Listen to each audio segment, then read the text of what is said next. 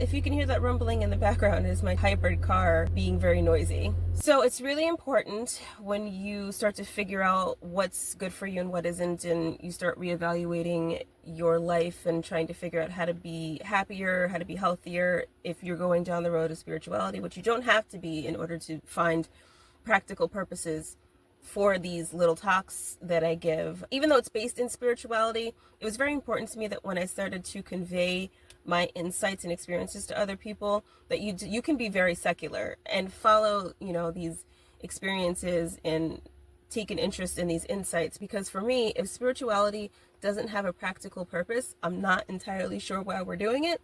Like, if everything we're doing is in 5D and there's nothing to show for it in 3D, well, we're in the 3D. We live in the 3D. We need stuff that works in the 3D. It can't just all be 5D. So even if you're not spiritual, a lot of my stuff just like makes sense for anyone in any situation. As long as you're in a human body and got a human brain, some of the stuff will work for you. So having a high vibe support system is really important, a high vibration support system. A lot of people just kind of fall into friendships. You just kind of fall into relationships. You just kind of trip and fall into their group. And over time, you start to realize you really don't like some of these people.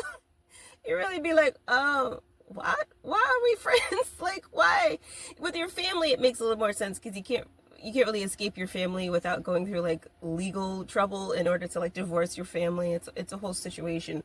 But with your friends, like, the older you get and the more you're just like, man, this bullshit out here is not for me anymore, the easier it is to look around and be like, fuck you, fuck you, fuck you, you're cool, fuck you, So it's really important to have a really good support system around you. So the next couple of videos I'm going to make are going to be these insights and these experiences that I had that helped me parse early on in the friendship when I met someone, whether or not someone was going to end up being healthy and a part of my support system, or was going to be very unhealthy and was soon going to run out the clock on their friendship meter, because I just couldn't stand having them around anymore. So the first one is, it is important to understand that who you choose to be around does affect you.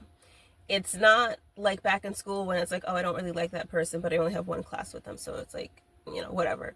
It's when you hang out with people who are low vibration, who are just involved in bullshit, who bring bullshit and drama to you, who cause their own bullshit and drama, who just take your peace. As I was saying, people who just like come to you and are like, or take your energy vampires too. People who come in like, I want your energy, or I want your peace, give it to me. Like, no, we're not doing that.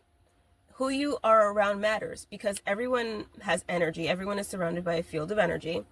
And when you are vibrating at a certain level, you want to be around other people who are vibrating at the same level or higher, because your energy mixes with each other. Even if you're just sitting around each other not doing anything, your vibes are all mixing with each other. And if their vibrations are low, they're going to drag you down with them, even if they don't say anything to you. Just being around someone who's low vibe drags your shit down, unless you're one of those super meditators who can like constantly replenish and constantly keep themselves up, or put a shield around themselves and be like, my energy doesn't have to mix with that person's. I'm going to put a bubble around me and I'm going to just be over here doing me.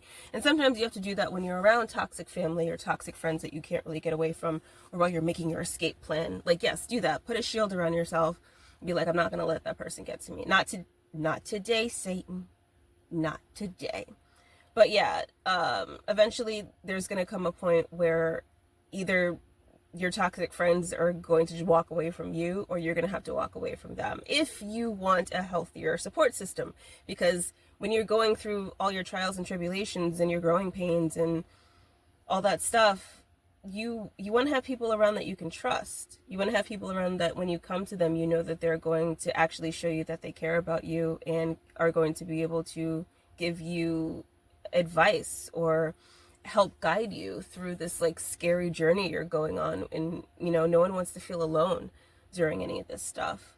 So like, start to think about the people in your life who steal your peace and steal your energy, and maybe start thinking about drafting an escape plan for them. For you too.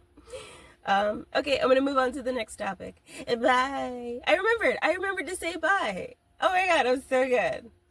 Bye.